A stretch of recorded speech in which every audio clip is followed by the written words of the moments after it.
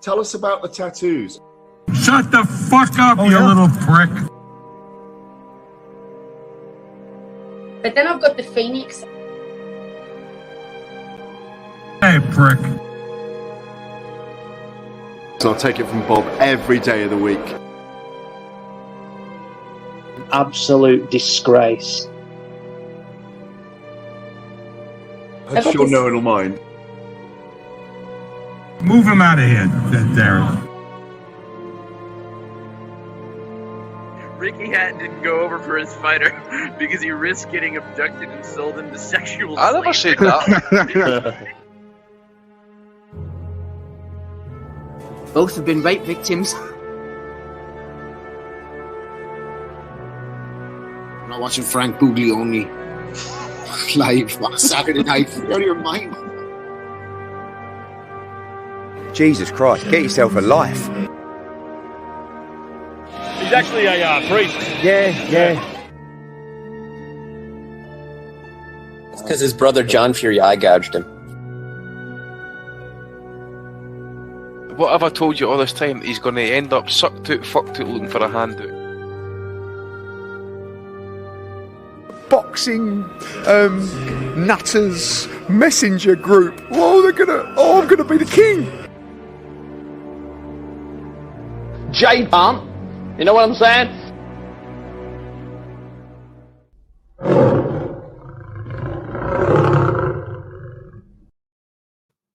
Well, hello everybody, and welcome to the Boxing Asylum Nuthouse podcast. Midweek madness. It's so much madness. It's not even midweek. It's Monday evening, not Sunday. First and foremost, apologies for the lack of episode 500 last night. It has not been cancelled. Do not worry, it has not been cancelled. Merely postponed. Unfortunately, we had a few issues that couldn't be resolved in time, so we shall go again next Sunday, November the 20th. No, Steve, here's the thing, man. Here's the thing. Anybody who's dealing with addiction, get that handled. I mean, we dealt with his tardiness enough, but this is the first time that Rob and his crack addiction has actually just obliterated one of our shows. So, Rob and anybody else who's struggling with the pipe, man, get that handled. But the crack means a different thing where he's from, Matty. Give him some space. Come on now. Does it? Yeah. Yeah, same he's here, up for mate. the crack, he said. Huh? Aye. See, mate, over here it's C-R-A-I-C. Earlier it's C-R-A-C-K. Uh-huh. Huh. Oh, dear. Well, there you go. I learned something today. What a great show already. Well, it's let me educational. Let me tell you something, Matthew. If Rob wanted to fill the crack pipe, could happily do it with the money that is thrown in already from Ryan Deal from New Zealand with $10 New Zealand. He's in the Patreon as well, is Ryan, so he didn't need to do this. He said, listening to the Boxing Asylum Nuthouse podcast with your host, Steve Wellings, that's me, on a Tuesday morning. Are you out of your mind? So it's Tuesday morning where Ryan is. He's a time traveller and he's listening to the podcast along with Matt Butters, not travelling through time, but equally as impressive. He's dropped in a $5 there, still enjoying the last few days of my holiday. So can't stay. Wanted to show appreciation for doing a midweek pod for us, despite everything going on. It's not even the midweek, Matt. It's not even the midweek. Anyway, thank you to everybody who has joined us in the chat. We'll be giving them a shout. And Steve, they've legalized psychedelic mushrooms in my home state of Colorado now, so I'll be able to fucking time travel and never even leave the farm. I can only imagine the amount of draws you're going to end up scoring in the course of the future, mate. He's all DMT rather than TMT. No, it's called Midweek Madness because Kurt used to do those shows many years ago, as you boys remember, and have been on many of them as well. So I thought to fit in with the taglines and the tags and all that type of stuff and the playlists, we'll call it Midweek Madness. Anyway, Weekend Madness, Matty. Let's get stuck straight into the action over in the States, starting with the Palms Casino Resort, Las Vegas. We had Zanibek Alimkhanuly, Alimkhanuly, who knows what he's called, going in against Denzel Bentley.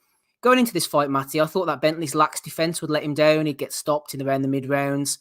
Even though Alimkhanuly's gone through the motions a bit in the past, I thought that Denzel would make it to about round 6, but I just hoped that he could give a good account of himself. He could leave with his head held high.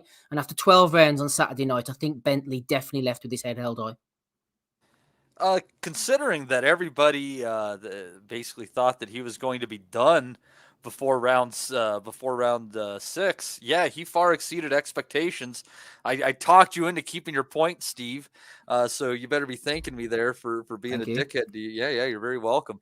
Bentley, I'll tell you, it was a very measured fight that he fought. And it seemed like he was looking for God, now you got me saying it wrong. Alimkhanuly.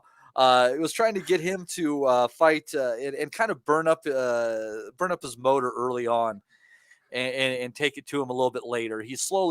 Bentley slowly upped his pace as the fight went forward. Both guys landed some good shots down the stretch. Alimkhanuly probably having his best round actually in the 12th to close out the show. And what we thought was a pretty close fight. One of the judges scoring at 118-110.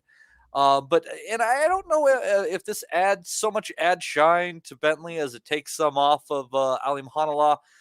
Might be shared a little bit, 70-30, 50-50. But I do believe that that Bentley could definitely fight some good middleweights coming up.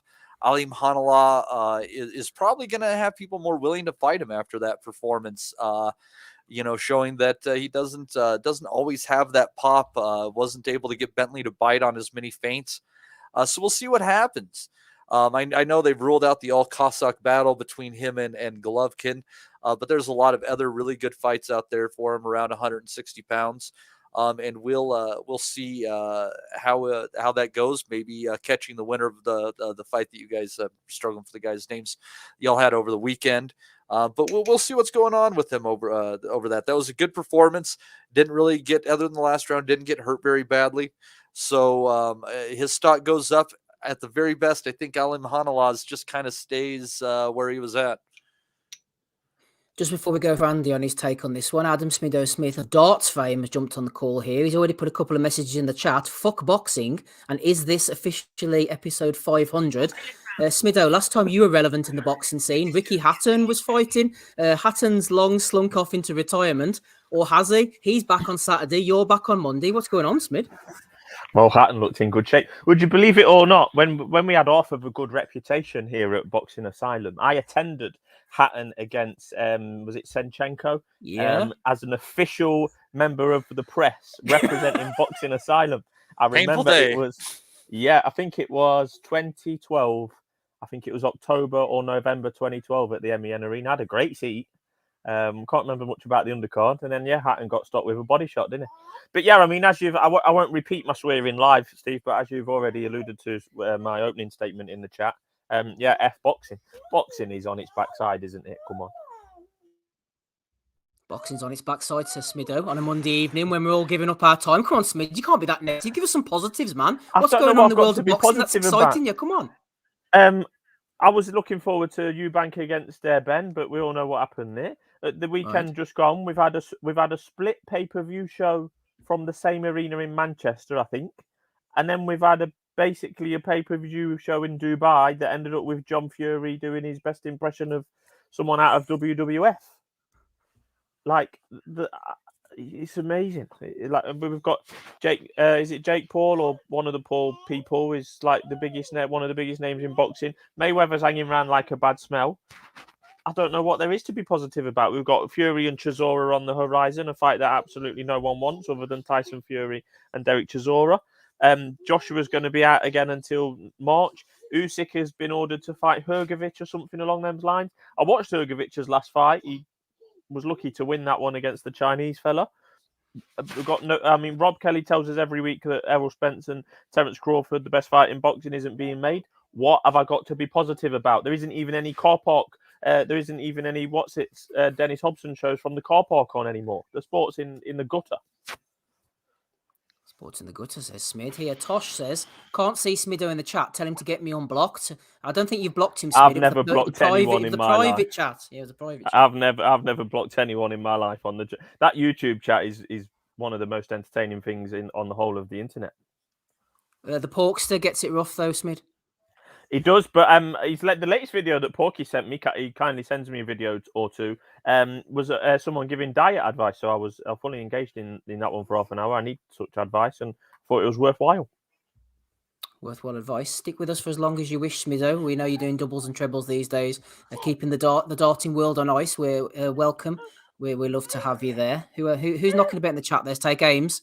Here for episode 499.5, says Ames. Andy, I know you didn't get too much to watch of Johnny Becker, Alimkhanuly against Denzel Bentley. Just on the wider points, though, I think that Alimkhanuly got tagged quite a lot by Bentley. I think the 116, 112 scorecard from my point of view was about right. I thought the 118, 110 was ridiculous. We joked that Demetrius Andrade escaped middleweight to avoid this guy, but after that performance, I think Andrade would maybe beat him. One point I'll make to you is, Andy, let's look at the positives here. Smido can't give us too many positives tonight, but two things in Alimkhanuly's favour. Even though he faded in the middle rounds, I think he grew stronger down the stretch. He had a solid last couple, which is a tick in the stamina box. Andrade, on the other hand, notoriously gasses out late in fights. And also, as you'll know, Andy, and a lot of the listeners as well, I'm a body of evidence guy. I'm not going to praise someone too much when they win or write them off too much based on one display. I always look for patterns or habits in their behaviour. Let's see what Alimkhanuly does next, I think, rather than just judge him on this, Andy. Well, yeah, I mean, if you look at his past few fights, it's probably been the kind of same level of opposition he's been doing. And the thing is, I think the reason why we're kind of big on him is because it's how he dealt with. Was it Nandam? Okay, he's washed. And was it Danny Dignam? I think it was. And then obviously you've got Andrade, who's kind of probably fighting. Is it fair to say roughly about the same level of opposition? Yeah.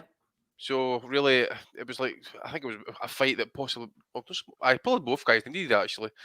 But whatever Andrade's doing, he's moved up in weight. I've not heard any news about that. Everything I read on this fight, mate, was purely off the slurry of social media over the course of the last couple of days, and that when I've been kind of like traveling, but everything seems to be negative. And if Spiddle can't find any positives, and I doubt I can, mate, but everything seemed to be pointing toward negativity. I never read many positives. I'll always take your word to say that if you're showing the good stamina, that's always a good tick. The body evidence of what, we've got to see it. Who we're going to be looking at next over the next, defence opposition. I mean, Eubank was being touted potentially as an opponent for. I think I was reading between who was it, Golovkin? I think it was. Though I can't see that happening. The Ben fight seems far away. So fucking Golovkin's fighting Zarafa in Oz, like for the worst fucking fight. Who is? Sorry, who's fighting Golovkin? Zarafa? He's fighting Zarafa in Oz. Yeah. One of the surprised you now. So who else we got there then, mate? Obviously, you wouldn't see any unifications happening, but Andrade can't decide what weight class he's in, so fucking knows with that guy. He says, "Be patient, Matty. It's all coming." What's coming? I don't know. Christmas, I think, before him fighting again. He's washed, and he Andrade. So definitely that. I'm just pulling up these rankings, mate, for WBO, right? I tell you what. Nah, man. I mean, Bentley is, I would say Bentley's he is a solid domestic, probably European level guy. But looking at the rest of that, you've got to say there's a lot of 50-50 fights in there for likes of Bentley and that as well. They might even revisit that Murata fight scene. They've had ties with ESPN before, and Top Rank especially. So Felix Cash in about the top 4. Jaime Munguia, I don't know if he's fighting next week. He's fighting on Saturday. I forget the Luis dude's name. Correa. Yeah, he was stopped in 2 rounds by Alimkhanuly a couple of years ago, and then he went the distance with somebody decent here recently. I can't remember. Yeah, see, you got Hamza Shiraz bringing up the top 10, and if you really want to get right deep into the barrel, you've got Vinny Feigenbutz, the doorman himself. So. Shiraz he's okay, isn't he? He's proven himself at domestic level. I think, does he win the British? Well, and you obviously have Charlo sitting there. I mean, Alimkhanuly against Charlo is an interesting fight, I guess, if you're going to make one. I still think, as much as he's a chump, I still think that Andrade against Charlo is a good fight too. Charlo. The likes of Alimkhanuly, though, they're never going to put him and Charlo. It just can't happen, can it? Charlo's not going to risk it. They're not going to have the money. The PBC and Top Rank aren't going to do business. It's just not going to get made. It's just I would doubt it. Yeah. I was thinking as well, Jamal Charlo, when he's no fought since last June. Yeah, I think he's got legal issues, hasn't he, Charlo? I heard. Has he?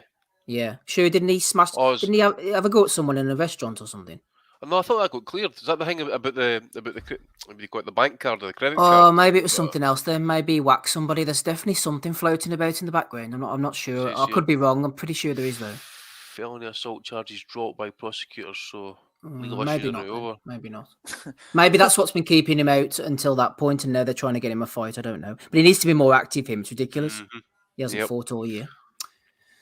Right, okay, Andy, we'll come back to you shortly. Talking of activity, rapping Rob Kelly, unrivaled work, throwing in the 1-2s like Alimkhanuly.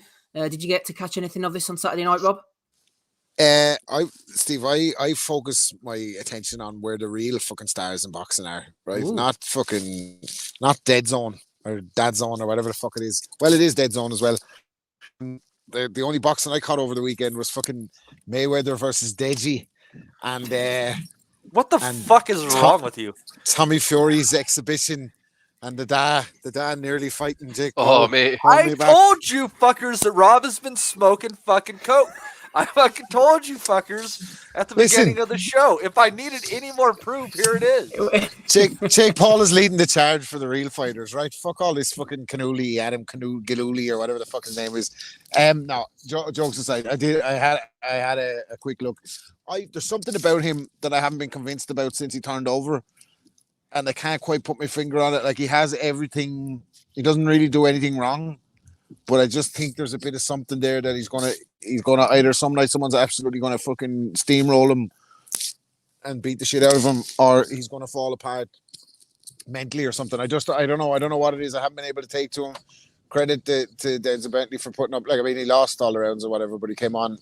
He was competitive in the fight, I guess, and he didn't get fucking banged out, which was good for him. I wish, like, I just on a note on the sport, like, can we just fucking get rid of Tommy? Like, what's the fucking point of this guy? Like, what is the point? Like, you don't need to fight, man. You don't need to fight. Just go fucking get a sunbathe, chill with your lovely little wife, and fuck off hogging the fucking headlines for boxing. Did you see the state of that theater? And, like, it's bad state of affairs when you're fucking making Jake Paul look good. You know what I mean? Between him and the dad, like, would you just honestly, he misses fucking weight by 7 pounds to fight fucking nobody.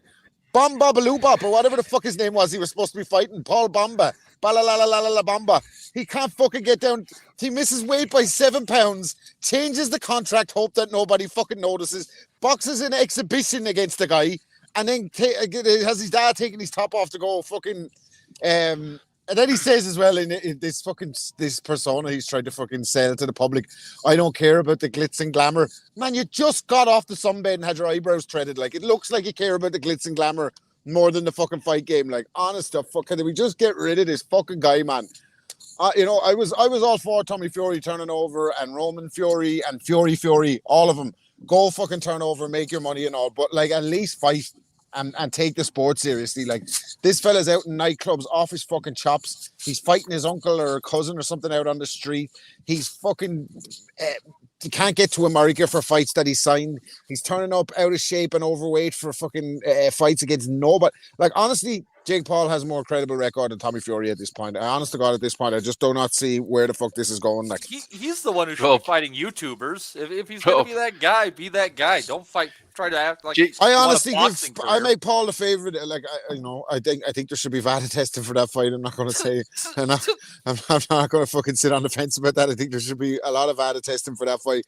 But I would make Paul the favorite to I think his opponents have combined losses or something like 187 fucking defeats. Give me a break. Like. Anyway, sorry guys. Rob, did you see Jake Paul's IG post? He's got a picture of John Fury with his top off, leaning near the ropes, coloured in green with Shrek written at the bottom.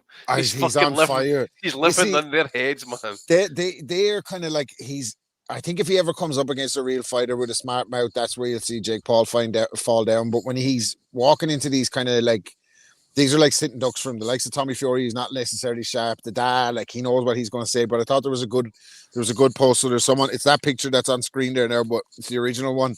And there's just somebody has John Fury's, like, the side of his arm, and Jake Paul just wrote up, like, literally nothing stopping him.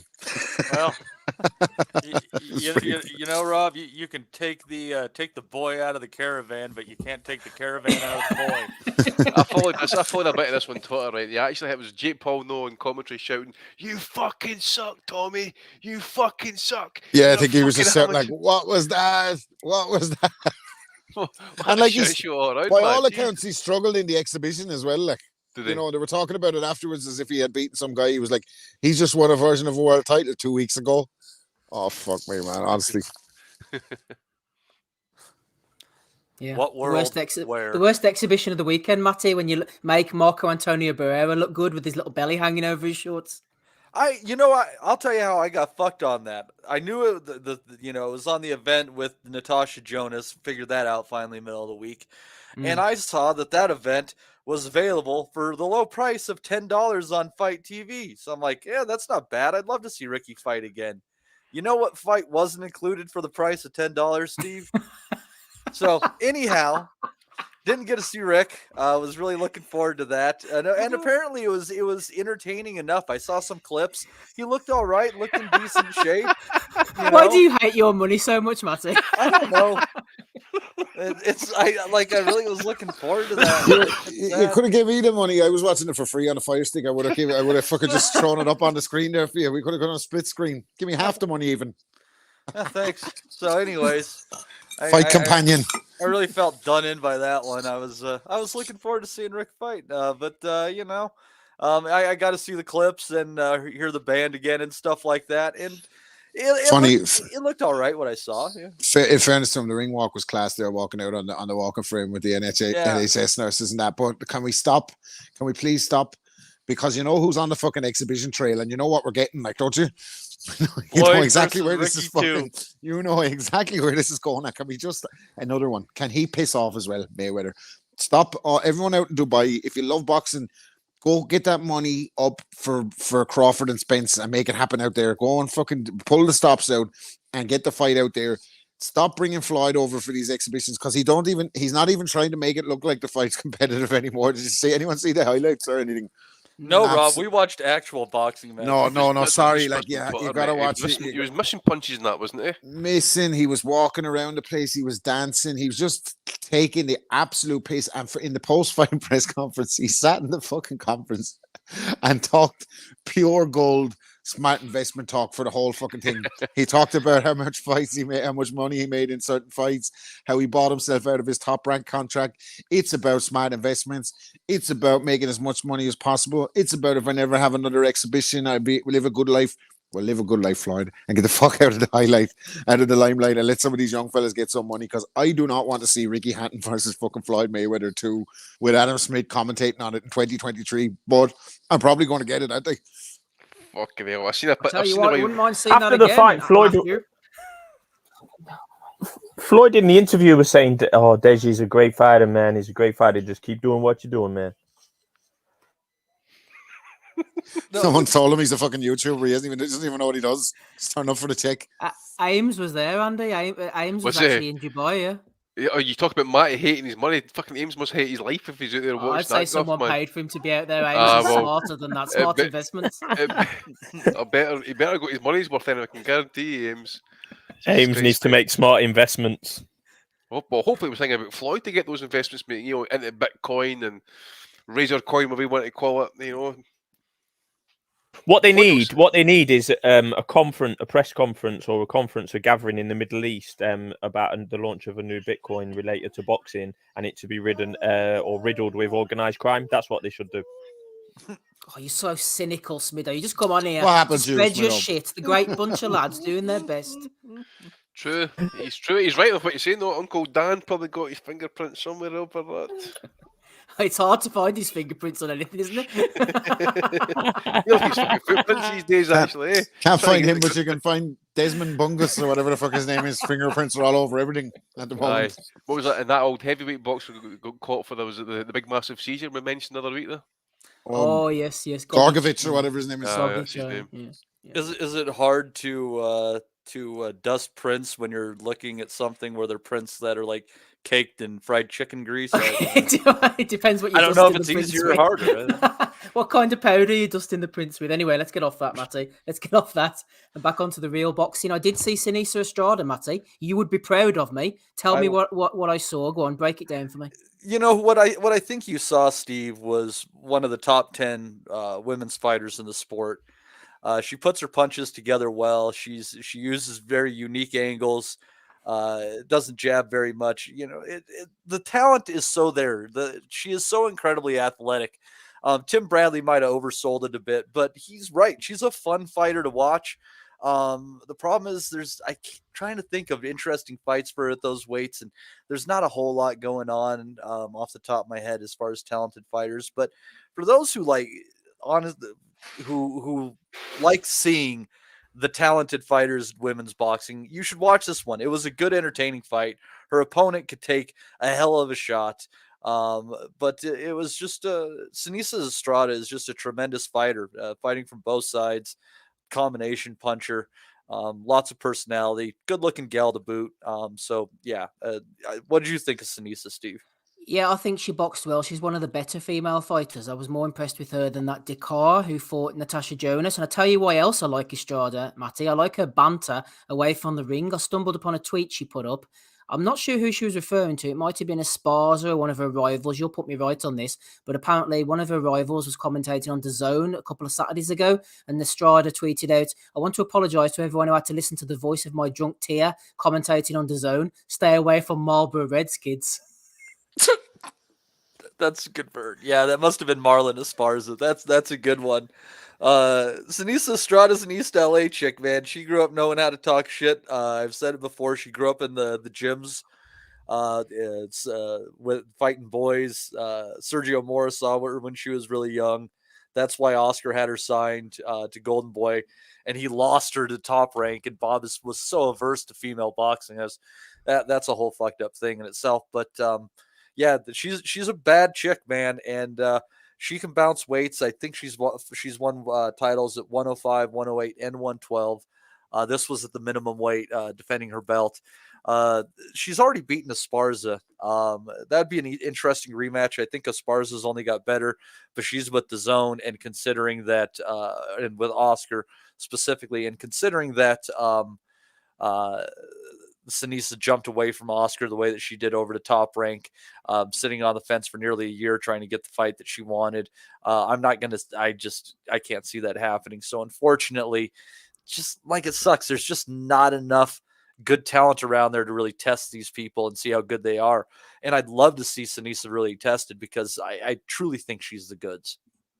Matty, I'm going to stick with you because you put in the unrivaled undercard work. Just before you do so, shout out to Tosh, Junior, Malone, regular listeners throwing in an unmentionable contribution. Thank you, Tosh. We'll keep it on the down low. Don't want any spousal disharmony there. You were mentioning, Matty, during the undercard. I picked back up on your comments about Carlos Balderas' jab. Was he the pick of the undercard, or was it Raymond Muratalla? I think I think it's probably Muratalla. I think Muratalla, what I like about him is that killer instinct that he has. And I think he's going to go farther. But Balderas is definitely an interesting prospect. I mean, and that jab is vicious, man. I don't remember much else about that fight except thinking, fuck, that's fast and that's hard. The guy throws a mean one. Hey, I'll be watching him. Continue, Rob. The sexual innuendo turning you on. No, go ahead, man. Sorry, don't want to stop you. Yeah. So, anyways, but he definitely an exceptional fighter. But for me, the highlight of those prospects on that card is gonna have to be, God, who did you just say, Steve? Fuck, it's 2 days ago now. Usually this is Sunday. Muratalla. Sorry. Yeah. Muratalla. Excuse me. It's not even pronounced Muratalla. Oh, Muratalla. But yeah, he's exceptional. I don't think he's as good as Bradley has him. He's got him as one of his double stamp prospects, and that list I generally agree with. Like Xander Zayas, you know how high I am on that kid. Keyshawn Davis is on there. Muratalla, I think he's probably going to find his way into a championship at some point. So he's good, but I think he's going to end up being more of a fan favorite fighter than a pound for pound fighter. Thank you, Matty. Just before we go on to Sonny Edwards and the rest of the action from the weekend and then look ahead to next week, shout out to everybody who's in the chat tonight for this Midweek Madness special. Boxing Asylum episode 500 is coming up next Sunday. This is a Midweek Madness special to keep things ticking over. We've got M. Lithgow 1983. We've got Tosh. We've got John Fury's Layered Stomach. We've got Michael Thompson. We have Jim McDonald Boxing. Go and subscribe to him. We have Nang2942. We have, who else we got here scrolling on up? Big A is with us as well as always. Andrew Thickett on Facebook. We have Ben Russell, Take Ames as well, who's out in Dubai, is with us. Magoo, who drops in from time to time. Mark Stanton, shout out to him. Yumi Yappy, I saw him earlier as well. Paul Raftery, who's always good for a question or two, or a Bellew of the Week over on Twitter. JB, and final couple as well. James Locke says, better late than never. Absolutely, James. Absolutely indeed. And finally, who else have we got throwing about here? Nobody have any note. No boxing channel. Chilo 35. That's Jason Cheel, who's joined us as well. Andy, just going on to... sorry, Smido, are you jumping in there? No, Jason Chukwu. No, I haven't seen Chukwu for a while, actually. He usually turns up about 4 weeks later. And you didn't mention horse Penis Nelson there. He's not in the chat, is he? Unless I missed him. That's a shame. He's a regular. I'd expect him to be there, Steve. Yeah, he is certainly. William McAllister says, how do we order the T-shirts? Well, friend of the pod, Danny Young, head of our merchandising department, is sorting out T-shirts as we speak. So, yep, absolutely. Danny can send them to Australia. He sent them down to the boys down under before. So if you want a T-shirt... Oh, you've got one of them. Yep, there's a limited edition version coming out soon, Smido, for episode 500. Well, yep, I was one of the first people to have one. I wore it today, actually, to the gym. Lovely job. They asked Smido in his T-shirt. Getting all sweaty. David Mustard as well. Shout out to him. Sonny Edwards then, Andy. We had a tweet come in. I think it was for Bellew of the Week, but we'll throw it up here for Aussie, but he's not with us. Sonny Edwards is the best fighter I've seen live ever, says Teets. And it's not even close. Absolute domination. Maybe a bit over the top there, Andy, but I tell you what, Sonny Edwards dealt with a dangerous power puncher, made him look one-dimensional. He is slippery, Edwards, and he's going to be a force at that weight to be reckoned with for any of the fellow champions. Yeah, I've been saying that for a while, mate. I mean, he uses his legs well. Again, just could follow the comments on this one as well.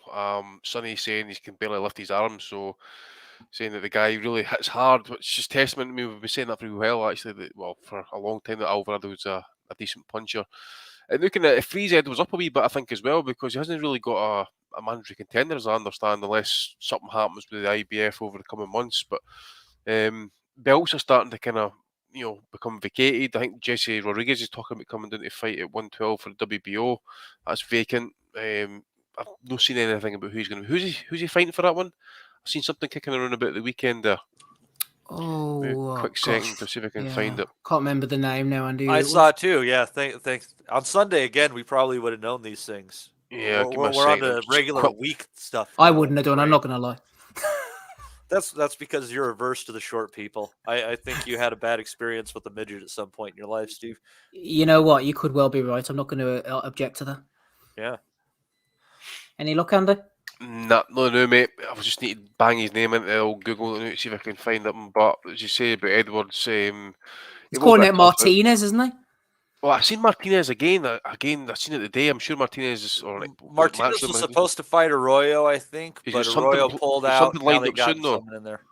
Yeah, he's fighting on the undercard of Chocolatito Estrada 3, but he was supposed to fight Arroyo, and they replaced Arroyo. Arroyo pulled out with injury. So I don't know what's going on with that. Martinez is so vulnerable. I mean, we saw him against Gonzalez, and I honestly think that just a younger, quicker fighter, and bam, not quite as good a footwork as Chocolatito, but very good. I think he'd knock him out. Honestly, that's a bad fight for Martinez. That's a bad fight for him. Just again on, I'm not finding it, mate, at this point. But again, just confirm it. He's coming down to 112 WBO titles lineup. Obviously, Edwards is wanting that fight. Whether they can get that fight in the UK and Edwards can travel, I'm not too sure. But Rodriguez with Eddie might get something kind of lined up. I'm just trying to think here actually who else we kind of got in line. But obviously, I never really kind of felt that Rodriguez was cut out for like a long-term 115 at this point, because obviously he jumped up to 108 to 115. So I've been interested to see him kind of coming down. Certainly to see how his power is, because obviously he's kind of like been forced to kind of go over the rounds and that. But yeah, I wouldn't say that that's a easy fight for Rodriguez fighting Sonny Edwards. I think that's a close competitive fight, and I think it's one that Rodriguez would definitely need to make adjustments mid-fight. Whether Edwards, I did see a picture on the day before it, just before the weigh-in. I think he didn't look too good, looked quite drawn. So I don't know. People were also saying on Twitter that he'd maybe just conserving energy, but he said he can maybe slow down a wee bit middle half of that fight, possibly. Again, maybe just he's fighting a puncher. He's obviously trying to conserve energy. He's maybe had a wee bit of hard time making the weight as well. So maybe that might be a factor. We'll just need to wait and see. But yes, that is a fight. Obviously, we want to see. Just want to see some sort of kind of big fights, decent fights happen at this point, and that would be one of them at least. Because Rodriguez coming down would instantly be like a top 3 of division. And Edwards is definitely the top 3 as well, I would say. Well, they're supposed to make the Gonzalez against Kenshiro fight. They're supposed to make that one. That's basically supposed to be a done deal, as I understand it. Which fight that, mate? Kenshiro and who? And Jonathan Gonzalez, the guy who just bought. Oh right, the unification, right? Yeah, that's and I think that's 3, or is that 4 of the belts at 108 that would be decided? 3 out of 4. Okay, and so I mean that's a great fight, and I think that would create lineage. I don't think there's a lineal champ there. I could be wrong, but and then I'd like if you could see Edwards fight Bam, and then the winner of those two fight it'd probably be at 112. I mean, come on, it's 4 pounds. I know you say it's a big deal, but I don't think it would be. That's a hell of a fight. Kenshiro against Gonzalez. That's a good boxer versus puncher fight right there, especially considering Kenshiro's output. And then you got a great boxer against puncher matchup, but a puncher with a hell of a good foot movement, and Edwards against Bam Rodriguez, and then you put the winner of those two against each other. That's great. I mean, you've cleaned up a lot of the what could happen at those weights right there. And there's some talented cats. I don't think it's like the super flies that are at their last days right now, where they were really banging 5-6 years ago. But I think that it's a good light version of that, and I'd love to see it decided. But the first, I just checked, mate. It will be the first lineal champ in over a decade. The last one was Giovanni Segura, who beat Calderon. That was a good fight. 2 good fights. You're going back a while there, aren't you? Yeah, 2011, mate. The last time I think Segura maybe vacated. Yeah, I think he maybe vacated. I think their first fight was the beginning of the end of Calderon, though. That was it was a heavy beat. As soon as Calderon's legs slowed down because he could never punch, could he? That was spelled trouble for him. He was a fun fighter, man. I'll tell you what. Fuck. He's probably the son of Edwards is his day. Guy can't punch, but he can move and he can box. Calderon, he was tiny as well. Was 4'11"? I think he was 5 foot. I think he was 5 foot or 5'1". I mean, he was not tall. Definitely campaigned at minimum weight for a number. Yeah, he was a straw weight at one point. I remember him turning up on a Sky Undercard and Jim Watt saying, "I hope he gets his wife to break the eggs in their house." He said that on the broadcast. Brilliant. Remember the days. when we had ring card girls back in the day. Anyway, Des has popped up in the. Go on, Rob. Oh, yes. Ring guys, like good old Judy. Shout out to Judy. To Des. He says, I think Hearn will navigate Martinez away from Edwards. It's hard to navigate away from Edwards, Rob. He's a bit of a nuisance. He can't punch very hard, but he's very skillful and very tricky. He is a good boxer, to his credit. Yeah, like he's one of those guys where he kind of walks the tightrope for me of turning people completely off him by his social media presence. Now, I don't give a fuck what he says because I don't get involved in shit like that on Twitter, but some of the stuff that he comes out with and some of the back and forths and that, and I think hasn't he recently said he's going to take a step away from social media and hire a team? Yeah, and he was back on the next day, wasn't he? How many people are in a team that runs a Twitter account? I don't know, but anyway, that's by the by. I think in terms of as a fighter, I think Sonny a fucking tremendous little fighter. I think he's probably a little bit small on the small side to become a big domestic star in the UK. I think he definitely has the ability. I don't know if like the casuals are ever going to buy into him and kind of give the big. Help him become a big British star, but he's definitely in terms of what he does in the ring. I don't think it's ever been in question. He doesn't really pack much of a punch, and there is some punches in and around that division, but he seems to have the skills to pay the bills. It's very hard to land a clean punch on him. Very elusive, and supremely confident as well. He believes in himself. So, in terms of fighting ability, he's good to watch. Both of them actually are pretty decent, but he's the better one.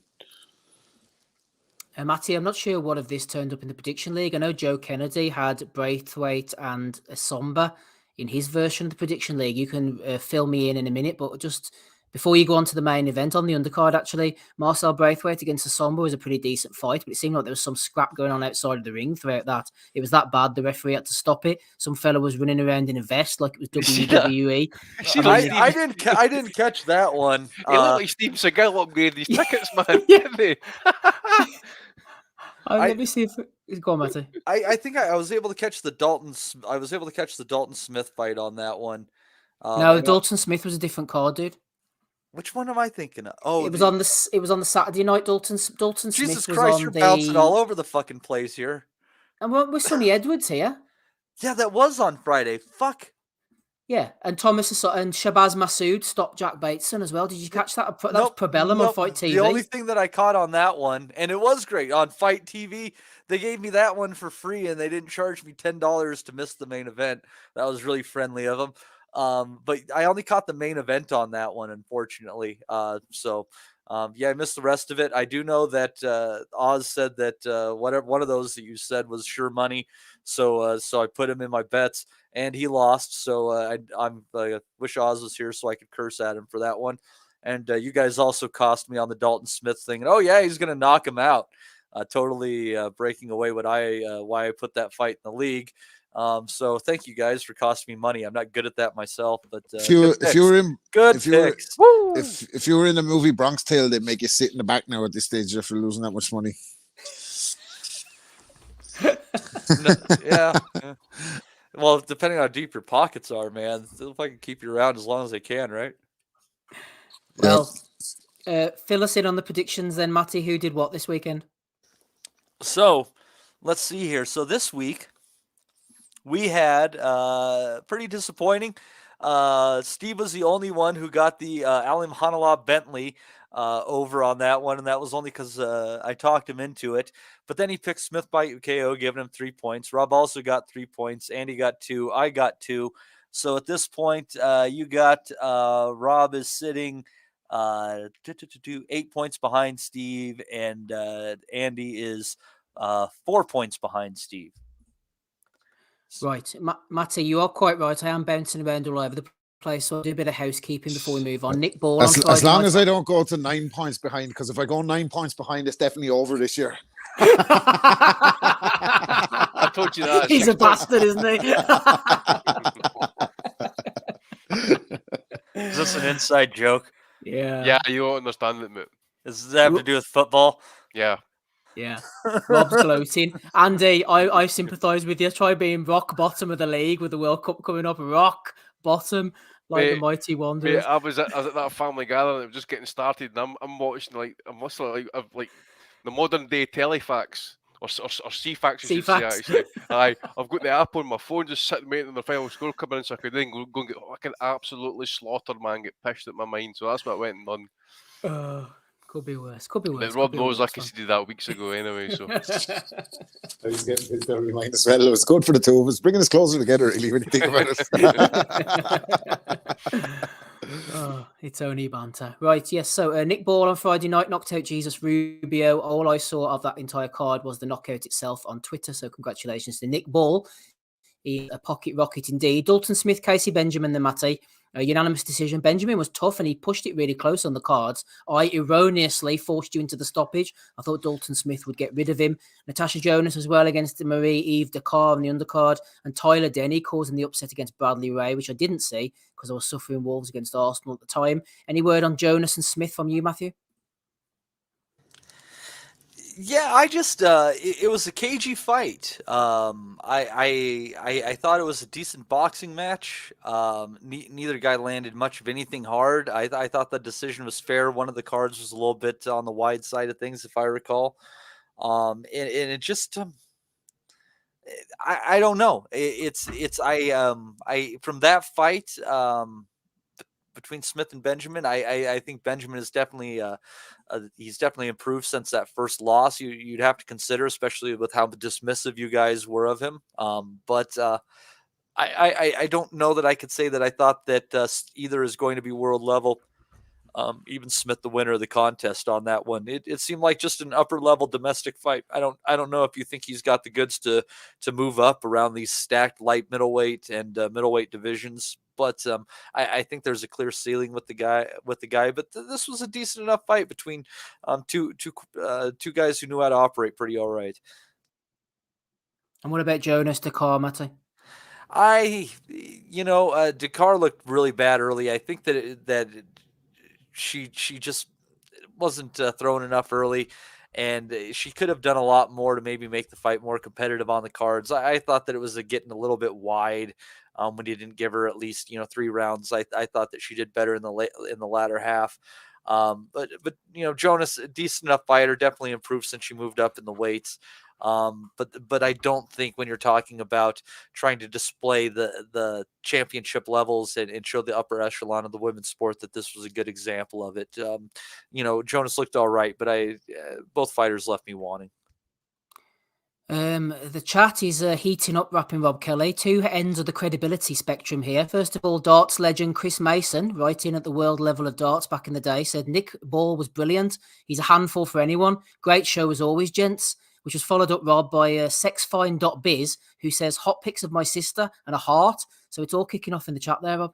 Woo! Matty will be aware of that one. I don't want to see your sister. Rob's not biting on that one. He's disappeared. Oh dear, who knows where he is? Yes, so Dalton Smith, not that impressive. Eve Marie Dakar, or whatever you call her as well. You spoken on Ricky Hatton, have you, Matty? You got that off your chest? Yeah, considering all I've ever been able to see on that was highlights. Seemed really good. I don't know. He seemed happy. He looked in good shape. And if doing these little exhibitions once or twice a year keeps him at a healthier place in his life, I don't see any reason with the way he looked that he shouldn't do it. Why not put a few bucks in your pocket? Nobody gets hurt. You stay healthy. From what I can tell, he looked good, and he looked happy and content, and I think that matters more than anything because the guy's had his struggles, and I think just he's a guy that you can't help but pull for. Yeah, he's just a man of the people. So it was just good to see him doing his thing, whatever amount that I was able to see of it. Ames is a man of the people as well. He says sexfine.biz sounds like they might appear on the next Misfits card on DAZN. They might well do, Ames. They might well do. We'll go on to Montana Love first of all, and then we'll go on with the action for next week, and then we'll wrap up for this one. Just before we do so, shout out to all of our friends joining us over on patreon.com for Boxing Asylum this week. Gary Lockwood returned. He just couldn't stay away, could he? David Palmer upgraded from Super Chats to Patreon. He's with us as well. So is Andrew Walsh, Mark Gallagher, Martin Frank, and Des Watson there as well. So we've got 1, 2, 3, 4, 5, 6 people over on Patreon. They're loving it over there, Matty. Montana Love then. Yeah, you saw this first of all, Montana Love, yeah? Yep. Yeah, so last week, I said last week, you know what, we laughed at the lack of uptake for the tickets, the people who weren't going to be in attendance, but actually this was a well-matched card with some good fights on it. We said that as well. Looked like it was whoever did turn up had a good time. It was a good atmosphere. And in the main event, Montana Love was disqualified for throwing Steve Spark over the ropes. Now I'm going to give my opinion, Matty, and then you can give yours naturally. Eddie Hearn and Love's team were kicking off afterwards, saying it was a joke decision by referee David Fields. But the more I watched it on the replay, I found myself agreeing with the referee. Now, at first, I thought, maybe a little knee-jerk. But what Love did and the manner he did it in had the potential to cause a lot of damage, because not only did he throw Spark over the ropes, but he did it in spite of the ref trying to break them. The ref was trying to stop the situation from escalating. And also, when Love lifts up Spark, you watch closely, you probably saw this as well, the forearm, he aggressively pushes Spark's neck down with his forearm as he throws him over the side of the ropes. He really snaps down on that head and that neck as Spark's falling over into the concourse. That was bloody dangerous, I thought. Oh, absolutely. And for me, I think the determination when you're talking about disqualification is, did they have malicious intent with their action? And I have a hard time saying that was not with malicious intent on the part of Montana Love. And, I'd always thought that he was a vulnerable fighter. I just couldn't get on the train with Montana Love. I mean, there's obviously some skill there. He's not without it. But Steve Spark coming in, this is a guy who's fought a little bit up at 154, but he's down here making 140. Recently had a loss to Tim Tszyu, again, at 154 pounds. Different ball game in there. Love wasn't able to push him around. It had to result to a lot of clinching, nasty stuff, getting dropped in the second round after getting rattled by a shot, and then nothing big against the ropes. I mean, the size was really telling. And then there was a bad clash of heads prior to that rope incident. And I have to blame it on Love. I mean, he was the one that was coming in there flying and looking for the clinch and stuff. So kind of led to his own demise. And he was telling the doctor that he couldn't see. And the doctor's like, we'll let it go another 60 seconds and see how he does. Well, within that time frame, he went and tried to shovel Mr. Spark over the ropes, and the fight was called off. Eddie can be as pissed off as he wanted. Love seemed to have cooled down at some point during it. But, you know, these Ohio fighters, Steve, they have problems, man. Him, Easter, Broner, even going back to, I was going to say, yeah. Even going back to Kelly Pavlik and his exploits outside of the ring. Let's not act like he was an angel, and I don't want to limit this to skin color. I mean, you know, Kelly Pavlik wasted a hell of a career by being a fuck off outside the ring. So it's just Ohio in general then, because he was Youngstown, Broner, Cincinnati. This is Cleveland. It sounds like Ohio's got it going on, Matty. Yep, and Easter is Toledo. Didn't he get shot recently or some shit? Yeah. It's there's something fucked up with Ohio, and like these guys need to get it together, and they need to learn how to cool themselves down and just live more decent lives, because inside and outside of the ring, man, these guys are fucking themselves. I mean, come on, Montana, you got that little dog to take care of, you know? I mean, once upon a time it was just about you, but now you got that dog. It's kind of sad to see that Eddie Hearn has signed another dud, really, isn't it? It's a bit disappointing. I was holding out a bit of hope that Montana Love was the last semblance of hope for the zone. He must be fuming though. Like, seriously, to put in a performance like that, to me, Love looked like he was trying to quit. Ever since he got dropped, he got cut. He didn't like it. He wasn't going to dig down. He fucked the guy out over the top rope. He could have injured his neck, his back, his head, his fucking anything on the way out. Didn't give a fuck. And then you have Eddie out defending him. Well, you know, at least he's not defending a drug cheat this time. He's fucking. It's a little bit more defendable, I suppose. An incident that happens in real time, in a live boxing match. But that was poor from Montana Love. And if you were after fucking investing a few quid and putting a few quid behind him and trying to, you know, make him as one of the breakout stars in your roster, fucking hell, how disappointed are you going to be after that? Because Steve Spark or whatever the fuck his name was, he came to fight, didn't he? He came to fight. Yeah. He wasn't fucking. He was having his moment, and he Tough Aussie. He rightfully had his moment at the end. Good on him. Yeah, Andy, Rob has touched upon something. Ben Russell as well with Hearn. Montana Love, he's got the dog. He's got people massaging him beforehand in the changing rooms. He's got the gimmick. He's got the just about hometown crowd. Why is Eddie invested in this guy? I'll tell you why he's invested in him. Nobody else has picked him up. Eddie's throwing shit at the wall and just trying to sign anybody he can, while he desperately clings on by a gnat's cock to this American matchroom experience. You see that he's trying to get himself back into the heavyweight picture by the back door, trying to use fucking Philip Hergovich. Holy shit, man. Imagine using that guy as your fucking last swing of the dice for fucking heavyweight glory. As I was saying to Rob there, was this not one of the cards that absolutely bombed? They're having to like drag people who were like in the bleachers forward in it. Well, they must have done actually, because the atmosphere had seemed pretty good from what I saw, Andy, funnily enough. Was it in Ohio, that fight, Yeah. Was it? Yeah. Can you imagine what happened then, eh? It'd be like the Glasgow ones or the Manchester ones when they're all fucking in the toilet snorting the fucking Kunzel cocaine straight in there for a fucking battle. Afterwards, you see like Steven Seagal there kicking about with the vest on. It's just happening all over the place just now. You've got John Fury over in Dubai wanting to take it on. What the fuck is going on, man? There's fucking better action going out in the fucking crowds than there is in the ring these days. You know what John Fury said to Jake Paul, by the way? He said, "I'm the king of the bare knuckles. I could fight Mike Tyson to the death." Well, let's see it. I love to see that. Mike Tyson would put him to sleep. Jesus, Michael man. Murray put him to sleep. My God. Honestly, I said it the other day. That actually, see if that was my dad acting like that, man, I'd put him in a home and never go and see him again. You know. I saw that on Twitter. Fuck. They're just embarrassing, man. They were Tyson, wasn't they, man? Put up with that shit. Savage Patterson. Johnny Horsecott Nelson says he thought he'd be competing with Top Rank and PBC. In reality, he's barely competing with Lou DiBella. Before we move on to the action next week, Matty will just quickly recap the undercard. I'm pretty sure you saw as much of this as I did. I had to skip through Richardson Hitchens due to time constraints. My opinion of him It's pretty much the same when he was with the PBC. He hasn't changed. He's skillful. He puts his punches together well. He's well schooled, but a little bit boring at times, possibly. Also, Raymond Ford, a lot faster than Lucas, knocked him down, won on points over 10. And Thomas Matisse. No, Raymond Ford knocked the fuck out of Sicario Lucas and put him out in the 8th round. Oh, did he knock him out in the end? Out cold, yeah. Oh well, God, I don't know if he's cold, but he was. Yeah, he was one shot done flat on the canvas. It was Ford. It was a good shot there. Lucas, good enough fighter. That would have been the highlight of the card if it wasn't for that great fight between Thomas Matisse and Christian Tapia. Steve, I think you saw that one, and that was just a good, entertaining fight. Matisse showing that he's, after he moved down 130 pounds, doesn't he looks stout. And I'm curious how he's going to do at that weight, aren't you? I'm more curious of what happened to Raymond Ford, man. I thought that fight went to the 10 rounds, you know. No. What the fuck? It says it on my notes. It went 10 rounds. Are you sure, Matty? Positive. Let me check this out.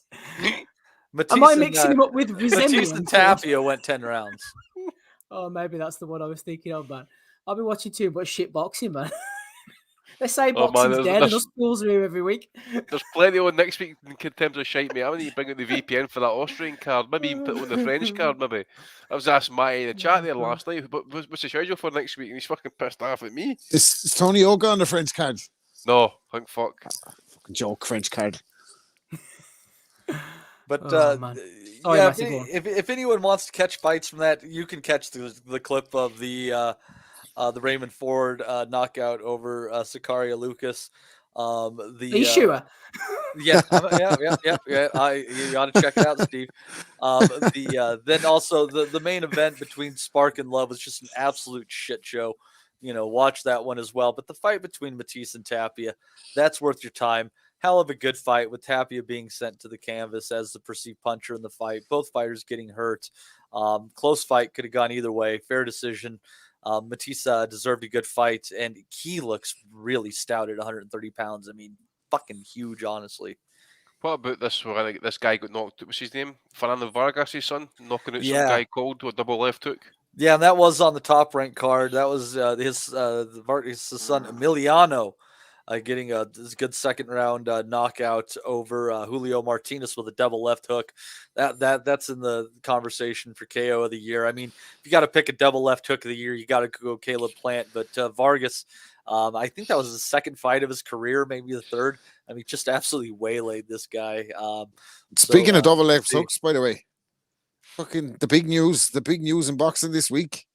AJ to RJ, AJ to Roy Jones Jr. in the training transfer market. Let's see, though, he wants to be a free spirit. So look forward to AJ throwing triple left hooks. That's definitely not going to help him gas out anyway, I'd say. Sorry, got that Roy Jones special hot sauce. We hope you all forget. Oh man, yeah, AJ to RJ. I never tried to throw 3 left hooks in a row before, but I heard it's not nice. Brutalmente. Sorry, Matty, have you finished your DAZN recap and we're going to next week's action? Yeah, I think that's about it. That was actually a decent card, to be honest with you. It was a good card, actually. I enjoyed it, so fair play to Eddie. And for those in attendance, right, next week's action, I'm going to read out the 3 fights that I have here, and you boys can decide if you want to talk about any, either, none, or all of them, and then we'll go out for the evening for Midweek Madness. We're coming close to the hour, Boxing Asylum Nuthouse podcast. So, Matt, we've got Jaime Munguia, 40-0 on DAZN, going in against Gonzalo Gaston Correa, who did get knocked out by Alimkhanuly beforehand. But to his credit, in 2021, he went the distance with Fyodor Cherkashin. I think that's who you were referring to earlier, who we saw on last week's card, fighting against Nathaniel Gallimore, I think it was. So the fact he went 10 rounds against him means he might have found a bit of sturdiness. Or you could talk about Liam Davis over in Tel going in against Ionut Baluta, and Ethan James on the undercard against Conor Parker. Anthony Yards on that card as well, which is a pretty decent domestic scrap. Or you might want to talk finally about this one, Matty, over in South Africa. Emini Colombo, a.k.a. The General, who was last seen losing to Israel Madjumov out in Kazakhstan, is going in against one of your friends, Matty, one of the mononyms, 16-3-1, Shiva. Now, you might be thinking, why on earth is he bringing up Shiva? Well, have a look at this, Matty. Look at his box rec photo. Tell you what, old Shiva's doing all right sexually there, isn't he? Fucking A. Allegedly. Shiva's rocking it. What was that? He's only 27. What's the pick of the weekend then, Matty? Fucking Team Shiva over here. He's getting his shiva, eh? Yeah, someone had to take the mantle of Martinez's for the sex, and maybe it's Shiva. Fucking Shiva is now Team Sex. But anyways, Shiva, good chance of a callback there, I think. Either of them. Lining it up. I just Munguia against another guy that's that kind of mid-level competition. Definitely nobody worthy of a title shot or anything like that. Good to see him staying busy, but we really need a meaningful fight from him, or he's going to end up being like Gilberto Ramirez and get himself in a fight with a real guy and not know what to do. So, got to be careful with this. Happy to see him coming out. Should expect a stoppage in the first half of the fight for Munguia, though. And I was hoping to see if there might be anything else on that card, but I was with you, Steve. That's the only listed fight from that card from Guadalajara. So we'll see what else turns up on it. Hopefully there's something else decent. But Munguia, for whatever he is, he takes punches and he throws punches, and it's entertaining for whatever it's worth. Are you putting in the prediction league, or are you not bothering with prediction league this week? It's up to you. Let's see here. I'll set the over-under on the Munguia fight at 3.5 rounds. I think he'll go over that. What about you, Andy? Munguia against Korea? I think Korea will get stopped, but I think it'll go over 3.5. Never seen anything about this Korea guy, mate, to be fair. But I think I'll go Munguia. I'll go the over if it's a stoppage that Matty's talking about here. I'll go. What was it, Matty? 3? Did you say 3.5? So it'd be I'll definitely go for it. I'll go for that. Okay. What'd you say, Steve? The over. Oh, over as well, yeah. Okay. Rob? Yeah, Munguia's he's not really a fast starter, is he? He's a hard Mexican to root for, to be honest with you, with his fucking style and everything. Like he's I kind of first heard of him when they stopped him from fighting Golovkin that time. I think it was a late replacement for Canelo when he popped, because I think the WBC intervened on grounds of safety or something based on his record and all that, like versus, lack of experience versus Golovkin. Since then, had a gimme against Dennis Hogan, hasn't he? He's had a couple of other break performances, but nothing fucking, hasn't beat a top guy, hasn't been in with a top guy, I don't think. And I don't really know what he looks like against the top guy, where we keep seeing him fighting this level of opposition. I have my suspicions that he will be found out. But he's just not, he's kind of I don't know, I could be wrong, he could be called hero in Mexico, but he just seems like a very unpopular Mexico fighter compared to the other Mexicans that kind of are big draws and put asses in seats and have all action styles. He kind of does nothing for me, do you know that way? It's like he's in the, if I watch his fights, because we're covering him on the pod, but other than that, like I wouldn't sit down to specifically watch. He's never seemed to have been stepped up, has he, Rob? Yeah, it's I feel like he's been fighting around that Liam same Smith. level. Yeah, I suppose. Yeah, I'm telling you, see when he was he held that belt at 154. That's good fighter. I suppose. He took his belt off of Saddam Ali, but then Dennis. Well, I think he's like a kind of 68er. To be honest with you, I think he's a 68er fighting at 54. Like, to be honest, that's what I think right. he looks like. I think there's a lot of parallels with him and Gilberto Ramirez. Just about one weight class south. You're right. Ramirez is a 175er who was squeezing 168, and right now Munguia at 160. How he ever made 154 blows me away. Well, this is what I was going to say, because they really wrung him out to dry at 154 when he held that title. I mean, was it 4 or 5 defenses, maybe slightly more than that? And I think that was that last fight his first at 68, and he didn't look all that great either. He didn't look, very, very, It was the top 60, condition for the fight. Was it a 60? I thought he was at 68. He's still 60. No, his last fight at 154 was against Alate, a decent enough fighter as well. And then he moved up to 160, fought Spike, Turiano Johnson. There's another decent fighter. He's up at 65. So 65, mate, is like super middleweight. Yeah, you're right. That one was at a catch weight, but I don't know that he's moving up. Let's see. Didn't he fight Jimmy Kelly and Oscar? Jimmy Kelly. Oscar was like, he's going to be rough and tough. This guy, Jimmy Kelly, is a great fighter. And then in another interview, he was like, I have never seen this guy, Jimmy Kelly, literally a day of my life. Who the hell is he? Yeah. So, but again, that's kind of that's the trajectory of Jaime Munguia, isn't it? It's these kind of fighters, like, you know, all right, he's beat Liam Smith at 54. He's fucking he's massive compared to Liam Smith. Hogan should have beat him, and then he's fighting like Jimmy Kelly, man. Like, you know, in fairness to Jimmy Kelly, got him, like, he was fucking destroyed by Liam Smith himself 6-7 years ago. Like, so you're not expecting him to get, you're not holding out much hope that he's going to go in and test Munguia, let alone fucking, you know, bring anything out of him that's worth seeing. I think he needs a dance partner. I'd love to see him versus one of the Charlos, because I think he get probably exposed at that stage. But, you know, he's going to be a multiple weight world champion without having beaten anyone if he keeps on this trajectory. Like, wasn't the Charlo fight mandated at one point, Rob? Wasn't he supposed to be like a mandatory for Charlo or something? I feel like that fight should have happened already. Like, yeah, I feel like it should have. You got the over under then? You got for the slow starter. I'd say he goes over 4. Yeah. Yeah, I think that's fair, Matty, as well. I agree with that. Any others, or are you just throwing in that one this week, dude? All right, I'm going under 3.5. And what was the one that domestic one that you guys had on there? Liam Davis against Ionut Baluta, which I think will be a decent fight because Baluta comes to scrap. Yeah. Let's put that one on there too. I like that one. Davis points for me on that one. All right. Close, very close points. Davis points. All right. Who do you got, Andy? Yeah, I'll go for the same, mate. I'll go with Davis and points. Rob. Yeah, I like Baluta. Like, from what I've seen of him, I actually think he's a good fighter. But I don't want to say Davis points just because two boys say so. I'm going to go Davis stoppage. Make it interesting. Fuck it. I'm 8 points behind anyway. Nothing to lose. Davis being at home, it's going to be difficult for Baluta to get anything, isn't it? Yeah. So I'm going to go Davis stoppage. Get him out of there. You know, I got to wing it and make up some stuff here. So I'm going for the 5-point moonshot draw here. Fuck's sake. Baluta beating him would not be a surprise. I mean, he put Mick Conlon to a majority decision back in the day. He's a tough old nut, is Baluta. And didn't he have a draw with some is it TJ Dehaney, somebody like that? It might be, yeah. He had a fairly high level draw on there as well. That's part of the reason I was going there. No, he beat TJ Dehaney and then he knocked out David Oliver Joyce. He's fought close with just about everybody at that level. I mean, that's.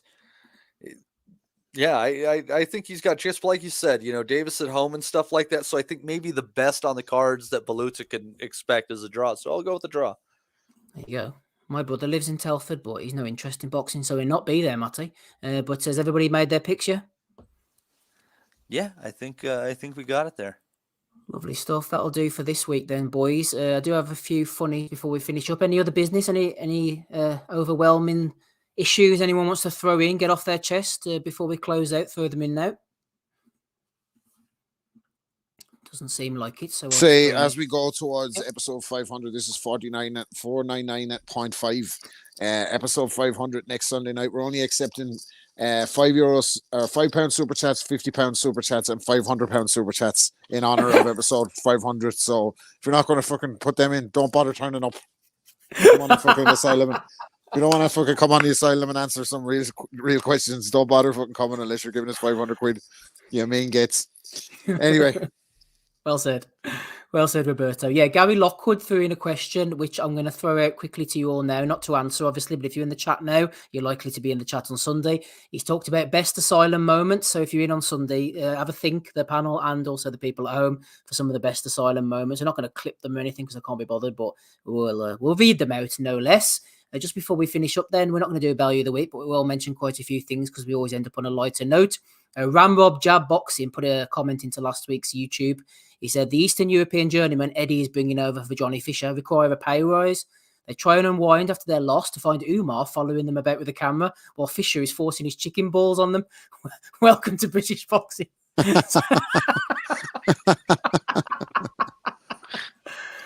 thought that was quite. Yeah, by the way, I had to laugh at that picture they got put out by the Da kicking about at the table. The grease under his top, man. He's got more food on his t-shirt than he's got in the menu. Right? And all you can see right next to him is a fire stick covered, the fire stick remote covered in grease. Good job trying to fucking change the channel with that one. You can hand it. Okay, slip right out of your fucking hand, that one. They should get him to pick on his T-shirt the way he picks the menu. What have you had, John? Well, I've had 2 chicken balls. I've had 3 such and such, pointing to them on his shirt. Chinese. I've had a Chinese. We want a fucking burger. Oh, good old John Fisher. So that was that one. Also, the WBF have been raising the stakes, Andy, this week. Talk about a great bunch of lads. Here's the WBF female title fight. Remember Skunk and Nancy? Good band that was, wasn't it? I need to tell you something when the pod finishes by what happened this morning. Something along those lines as well, mate. I bet he's going to tell you he was most attracted to the one in the middle. No. Well, here, hey, what about this? An Australian boxer you can finally root for. Here's one from Scandinavia, Andy. Lindy Sandstrom from Sweden to down under, man. I tell you what. Woo. Yeah, we'll leave the down under comments just to the side just now, mate. Okay, this is a family show. We don't want to talk about anything untoward. Yeah. She might be a priest, you know. Which means you're fucked. Would turn a priest, that wouldn't it? Old Sandstrom. Sandstrom doing bits. Rob's looking at this and thinking that he's going to have Mrs. Kelly going to the weigh-in looking like a Quaker. She's taking a piece now. She's taking a piece with the fucking training and all. She wants to learn footwork and all now. She said, "Fucking forget about it. Pipe dream over. No. Back into the fucking kitchen with you." Matty, here's one for you, Matty. Back to John Fisher's greasy remote control. I saw this one on Twitter this week. I thought it was quite good. Terence Crawford and Boom. That's awesome. That's awesome. Why can't you get a fucking a deal, on that? Why can't they have a Bomac? Like, instead of putting the burger sauce on there, you put something different on there. They should have a Bomac. Why not? What the fuck? According to everybody, anyway, Bomac is legitimately making all the business decisions for Terence Crawford. So I don't see any reason to doubt that. As long as he's not doing Terrence's meal planning, I'm not too worried about it. Yeah, exactly. Right, boys, let's close up for the evening. Thank you to everybody who's been on tonight. We've had Andy, we've had Rob, we've had Matty, we've had Smido as well. Thank you to Ryan Deal, who threw in 10 New Zealand dollars. Thank you to Matt Butters, who threw in some as well. And to Tosh. And a quick shout out again to our friends over at patreon.com/Boxing Asylum who joined us this week. We had Des Watson, Martin Frank, Mark Gallagher, Andrew Walsh, David Palmer, and a glorious return for Gary Lockwood as well. A shout out to all the boys in the Boxing Nutters Messenger group who've been great all day. Some well wishes been sent my way, especially from James Ledbetter. Shout out to James Ledbetter as well, who threw one in for me earlier. I've been Steve Wellings. We'll catch you all again for episode 500. A few surprises in store, and keep an eye out on the YouTube channel as well for a little Father Dave special dropping throughout the week. We'll catch you all on Sunday evening for episode 500. Yeah, he's a priest, Boy. We'll never forget. Ellie, let's get up. Go to We want to be honest, yeah? Crying like a little bitch. I've never met a fucking swank that can fight me. I fell asleep. You're a fucking bum, you're a fucking asshole. Grumpo fucking Steltskin. But allegedly, Oscar Rivas has failed a test. 7-year ain't. I will fucking smash fucking you. I hope you fucking die. Be safe. I love Boxing Asylum. It's as simple as that.